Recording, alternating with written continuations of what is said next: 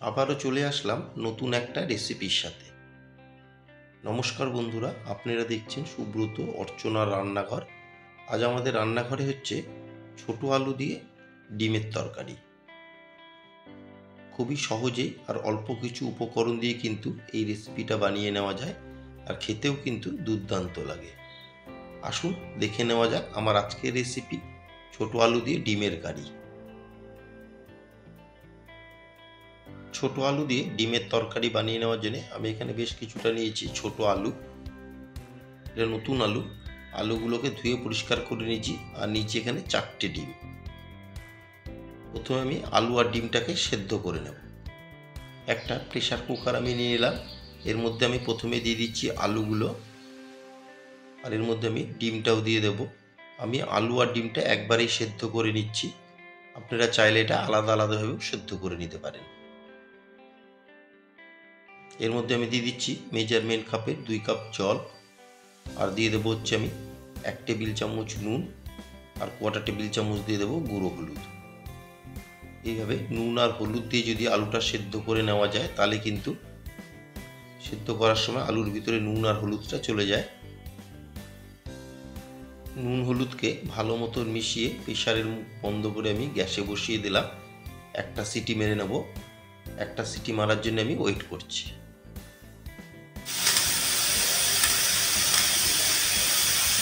একটা সিটি মেরে আমি গ্যাসের ফ্লেম বন্ধ করে দিলাম। এইভাবে আরও 5 মিনিট আমি কুকারটাকে বন্ধ অবস্থায় রেখে দেব। অপরদিকে আমি একটা পেস্ট বানিয়ে নেব গ্রেভি। সেই জন্য নিয়েছি 2টো মিডিয়াম সাইজের পেঁয়াজ, 2টো নিয়েছি কাঁচা লঙ্কা, ঝালটা অবশ্যই আপনারা আপনাদের স্বাদ মতন বাড়িয়ে বা কমিয়ে নেবেন, 3 কোয়া রসুন, 2.5 থেকে 3 ইঞ্চি আদা, আর বড় সাইজের একটা টমেটো। একটা মিক্সিং জার নিয়ে নিলাম। এর ভিতরে আমি পেঁয়াজ, কাঁচা লঙ্কা, রসুন, আদা, টমেটো সবগুলো একে একে দিয়ে দেব। দিয়ে এর একটা পেস্ট বানিয়ে নেব।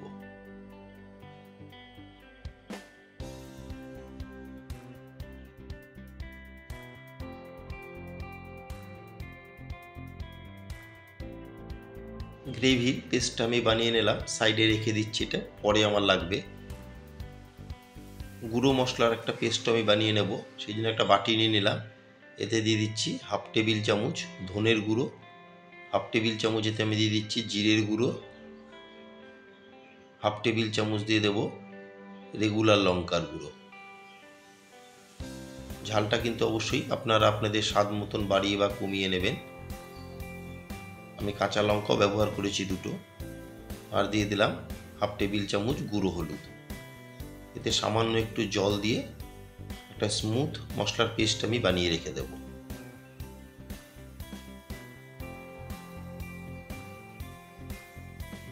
অপরদিকে আলু আর ডিম ঠান্ডা করে আমি খোসাগুলো ছাড়িয়ে নিয়েছি। ডিমের খোসা ছাড়িয়ে ডিমগুলোকে একটু ছুরি দিয়ে আমি চিড়ে দিয়েছি, যাতে ভিতরে তেল মশলাটা ভালো মতন যায়। গ্যাসের ফ্লেম অন করে একটা ফ্রাই প্যান গরম করে এতে প্রথমে আমি দিয়ে দেবো কিছুটা পরিমাণে সর্ষের তেল। দিয়ে তেলকে বেশ ভালো মতন আমি গরম করে নেব। টোটাল আমি 5 টেবিল চামচ মতন তেল দিয়ে দিয়েছি। দিয়ে তেলকে ভালো মতন গরম করে এখন সিদ্ধ করে নেওয়া আলু আর ডিমটা দিয়ে দিচ্ছি। দিয়ে আলু আর ডিমকে একটু নেড়ে চেড়ে আমি লালচে করে ভেজে নেব।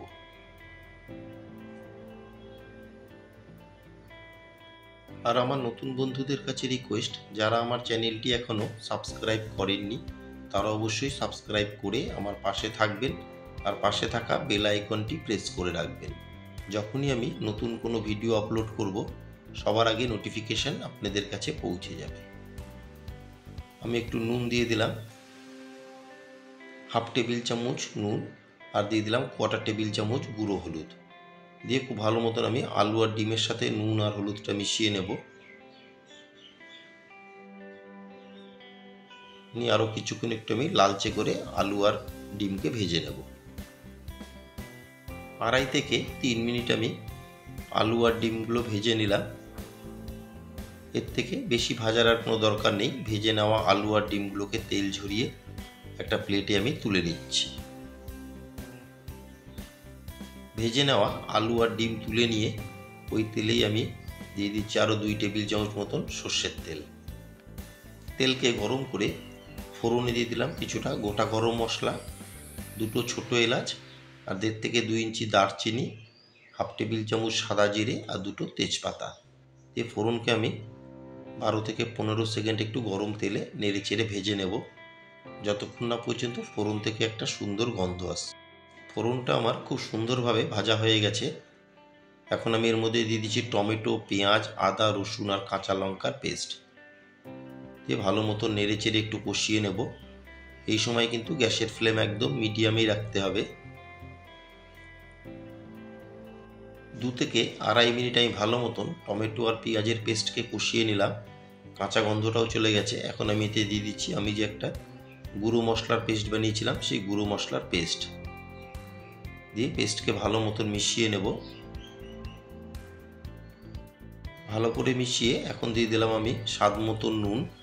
আমি এখানে 1 টেবিল চামচ নুন দিয়ে দিলাম আর দিয়ে দিলাম 1/2 টেবিল চামচ চিনি। চিনিটা দিলাম জাস্ট রান্নাটা ব্যালেন্স করার জন্যে। এবার নুন আর চিনিকে খুব ভালো মতন আমি সমস্ত পেস্টের সাথে মিশিয়ে নেব। গ্যাসের ফ্লেম মিডিয়ামে রেখে আমি একটু সময় নিয়ে মশলাকে কষিয়ে নিচ্ছি। এর মধ্যে এখন আমি দিয়ে দিলাম ভেজে রাখা আলু আর ডিম দিয়ে আলু আর ডিমকেও ভালো মতন আমি সমস্ত মশলার সাথে মিশিয়ে নেব। মিশিয়ে গ্যাসের ফ্লেম মিডিয়ামে রেখে এখন একটু সময় নিয়ে আমি ভালো মতন আলু আর ডিমের সাথে মশলাকে কষিয়ে নেব। যতক্ষণ না পর্যন্ত মশলা থেকে তেল সেপারেট হচ্ছে ততক্ষণ আমি খুব ভালো মতন কষিয়ে নেব। আমার আজকের রেসিপি নতুন ছোট আলু দিয়ে ডিমের তরকারি আপনাদের কেমন লাগলো অবশ্যই একটা কমেন্টের মাধ্যমে জানাবেন। যদি কোনো অংশে ভালো লেগে থাকে একটা লাইক, শেয়ার আর ছোট্ট করে একটা কমেন্ট করতে কিন্তু ভুলবেন না। মশলার সাথে খুব ভালো মতন কষিয়ে এখন আমি এর মধ্যে দিয়ে দিচ্ছি 2 টেবিল চামচ ফ্যাটানো টক দই। টক দই দিয়ে কিন্তু সবসময় গ্যাসের ফ্লেম মিডিয়াম টু লোতেই রাখবেন, নইলে দইটা ফেটে যেতে পারে। দইকে খুব ভালো মতন মিশিয়ে আরও আমি 1 থেকে 1.5 মিনিট একটু কষিয়ে নেব।